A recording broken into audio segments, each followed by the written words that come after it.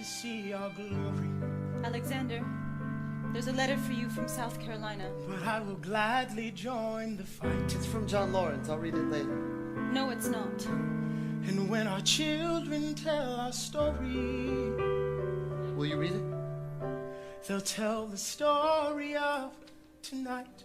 On Tuesday, the 27th, Lieutenant Colonel John Lawrence was killed in a gunfight against British troops in South Carolina. These troops had not yet received word from Yorktown that the war was over. He is buried here until his family can send for his remains.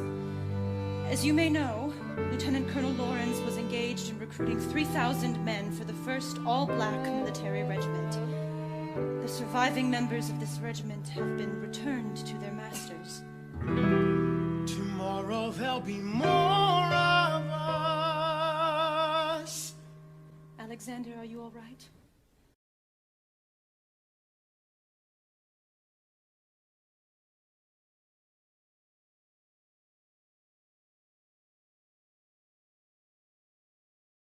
I have so much work to do. After the war, I went back to New York. After the war, I went back to New York. I finished up my studies and I practiced law. I practiced law. Burr worked next door. Even though we started at the very same time, Alexander Hamilton began to climb. How to account for his rise to the top? Man, the man is non-stop. Gentlemen of the jury, I'm curious, bear with me. Are you aware that we're making history? This is the first murder trial of our brand new nation, the liberty behind the liberation. I intend to prove beyond the shadow of a doubt with my assistant counsel. Co-counsel Hamilton, sit down. Our client Lemmy Weeks is innocent. Call your first witness. That's all you had to say. Okay, one more thing. Why do you assume you're the smartest in the room? Why do you assume you're the smartest in the room? Why do you assume you're the smartest in the room? And that attitude may be your doom. Why do you write like you're running out of time? Write day and night like you're running out of time. Every day you fight like you're running out of time. Keep on fighting in the meantime. Non-stop. Corruption's such an old song that we can sing along in harmony. And nowhere is it stronger than in Albany. This colony's economy's increasingly stalling. And honestly, that's why public service seems to be calling me. I practiced the law, practically perfected it. I've seen injustice in the world and I've corrected it. Now for a strong central democracy. If not, then I'll be Socrates throwing verbal rocks at these mediocrities. Hamilton at the Constitutional Convention. I was chosen for the Constitutional Convention. There is a New York junior delegate. Now what I'm gonna say may sound indelicate. Goes and proposes his own form of government. His own plan for a new form of government. Talks for 6 hours, the convention is listless. Bright young man. Yo, who the F is this? Why do you always say what you believe? Why do you always say what you believe? Every proclamation guarantees free ammunition for your enemies. Why do you write like it's going out of style? Write day and night like it's going out of style. Every day you fight like it's going out of style. Do what you do.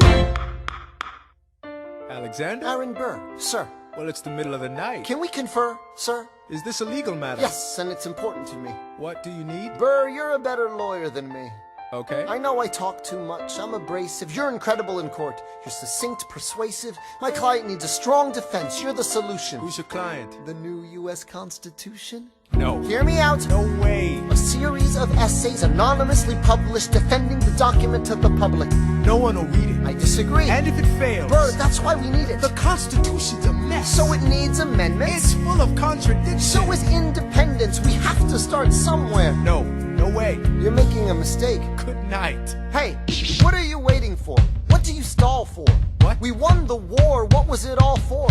Do you support this Constitution? Of course. Then defend it. And what if you're backing the wrong horse? Burr, we studied and we fought and we killed for the notion of a nation we now get to build. For once in your life, take a stand with pride. I don't understand how you stand to the side. I'll keep all my plans close to my chest. I'll wait here and see which way the wind will blow. I'm taking my time watching the afterbirth of a nation, watching the tension grow. I am sailing off to London. I am accompanied by someone who always pays. I have found a wealthy husband who will keep me in comfort for all my days. He is not a lot of fun, but there's no one who can match you for turn of praise. My Alexander, don't forget to rise. Look at where you are, look at where you started. The fact that you're alive is a miracle. To stay alive, that would be enough.